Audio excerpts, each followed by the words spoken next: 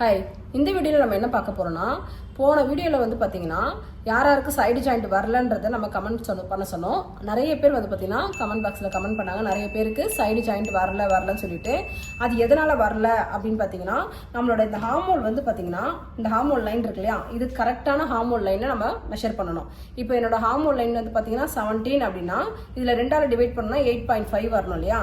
அந்த 8.5 இதில் நான் கரெக்டாக வரணும். சரி, ஓகே, எனக்கு வரல அப்படின்னா நான் எப்படியெல்லாம் ஷிஃப்ட் பண்ணணும் அப்படின்னா, இப்போது இங்கே வந்து பார்த்தீங்கன்னா இந்த லைன் இருக்கு இல்லையா, எனக்கு வரலை அப்படின்னா, அதிகமாக வருது அப்படின்னா நான் என்ன பண்ணணும் அப்படின்னா, இங்கேருந்து ஒரு 1/2 இன்ச்சுக்கு இந்த லைனை இப்படி கொண்டு வந்துட்டு, இந்த லைனை இப்படி ஷிஃப்ட் பண்ணுங்கள். இந்த லைனை நீங்கள் இப்படி ஷிஃப்ட் பண்ணிவிட்டு இங்கேருந்து நீங்கள் ஹார்மோலை மார்க் பண்ணிக்கலாம். ஓகேவா? அப்படி இல்லை அப்படின்னா இங்கேருந்து ஒரு 1/4 இன்ச்சுக்கு மேலே கொண்டு வந்துட்டு, 1/4 இன்ச்சு மட்டும்தான், அதிகமாகலாம் பண்ணக்கூடாது. 1/4 இன்ச்சு கொண்டு வந்துட்டு இதுக்கப்புறம் இங்கே லைனை மார்க் பண்ணி இந்த இடத்துல ஹார்மோல் மார்க் பண்ணிக்கலாம்.